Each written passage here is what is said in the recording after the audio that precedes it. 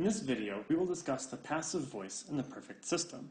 That's the perfect tense, pluperfect tense, and future perfect tense. You've already worked a little bit with the passive voice, so let's briefly review some of the basics. We'll start with an example of a sentence with a verb in the active voice. Pegasus bellerophontem portat. The main verb is portat, the subject is Pegasus, and bellerophontem is the direct object. In a sentence with an active voice verb, the subject does the action of the verb. Now this is different when we have a verb in the passive voice.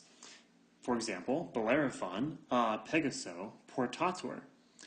Here, our main verb is portatur, the nominative subject is bellerophon, and a Pegaso is the ablative of agent. Bellerophon is the subject now, and bellerophon, as the subject of a passive voice verb, is receiving the action of that verb. And here is how we conjugated porto portare in the present tense. We used the present stem of the verb plus the endings ar, ris, tor, mer, mini, and tor. Now, we've also seen some examples of the passive voice in the perfect tense. Bellerophon a Pegaso portatus est. Bellerophon is our subject, a Pegaso is the ablative of agent, and portatus est is the two-word phrase that is our main verb of the sentence. We use the form of the verb to be, est, with a perfect participle, portatus.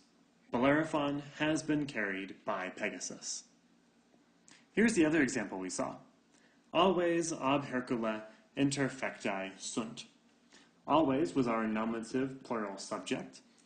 Ab Hercule was the ablative of agent, and interfecti sunt is the two-word phrase that is the main verb of the sentence. We have a form of the verb to be, sunt, and a perfect participle, interfecti. Now let's take a closer look at how passive voice verbs are formed in all three tenses of the perfect system. We have perfect, pluperfect, and future perfect tenses. Let's look at the third-person singular form for each of these three tenses. In the perfect tense, as we've seen, is portatus est. This is the participle plus the verb to be in the present tense, portatus est. For the pluperfect tense, we'll use a different tense of the verb to be. Let's look. Portatus erat. So there you have the perfect participle plus the imperfect tense of the verb to be. For the future perfect tense, our form will be portatus erit. That's the perfect participle plus the future tense of the verb to be. The formation of these tenses in Latin are very similar. The only thing that changes from one tense to the next is the tense of the verb to be that we use in the forms. Now, for good measure, let's translate these passive voice verbs. The perfect passive, as we've seen, uses a has been blanked formula. He has been carried. The pluperfect tense will use that marker had. He had been carried. And the future perfect will use the marker will have. So we have he will have been carried. And here are those translation formulas. One more time. The perfect tense is has been blanked, or, as a simple past, was blanked. The pluperfect tense is had been blanked. And the future perfect tense is will have been blanked. Let's look now to the forms. We'll start with the perfect tense of porto portare.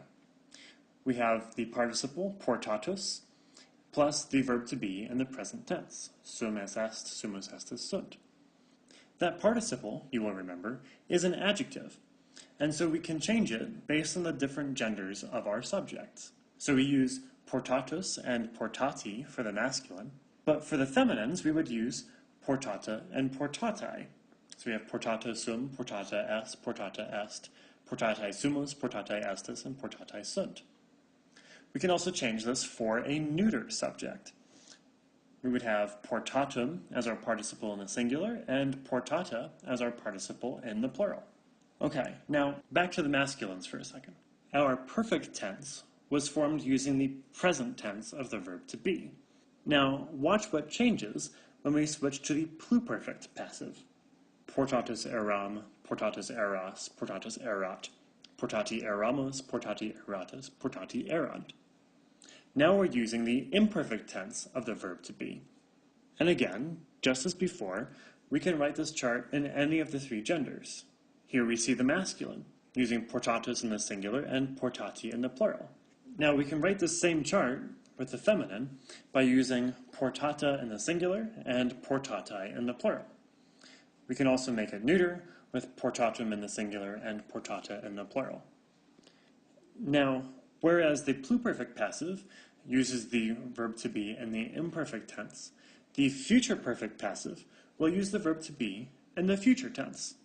We have portatus ero, portatus eris, portatus erit, portati eramus, portati eritis, portati erant. And you guessed it, we can make the same chart in the feminine gender, with portata in the singular and portatae in the plural. And again, in the neuter as well, with portatum in the singular and portata in the plural. Let's round this out with a couple of example translations from Latin literature. Our first comes from Augustus Res Gestae, in which he recorded many of his accomplishments. Here he tells us about one of his triumphs. In triumphis meis ducti sunt, ante curum meum, reges aut regum liberi novem. We have a couple of prepositional phrases here. In triumphis meis, ante curum meum. Our main verb is ducti sunt, in the perfect passive. And from this, we know that our subject is plural, from sunt, and masculine, from ducti. That would be reges, kings, and liberi, children. Regum is a genitive plural, showing that these are children of kings. And so we translate, in my triumphs, 9 kings, or children of kings, that's reges aut regum liberi novem, were led, ducti sunt, the simple past translation of the perfect tense, in front of my chariot. One more example that comes from Caesar's account of the Gallic Wars. Caesar is here telling us about one of the leaders of the Gallic tribes. Pater Castici a senatu populi Romani amicus appellatus erat. We can mark off a prepositional phrase, a senatu, which will be our ablative of agent. Appellatus erat will be our main verb of the sentence. We know it's in the pluperfect passive because of the verb erat. It also tells us that our subject will be masculine, from the masculine ending of appellatus. That nominative masculine subject will be pater. Castici is a genitive, telling us that we're talking about the father of Casticus.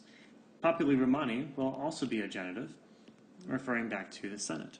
And amicus is a nominative predicate, renaming the subject. And so we translate, the father of Casticus, Pater Castici, had been named appellatus erat, a pluperfect passive, a friend, amicus, by the Senate of the Roman people.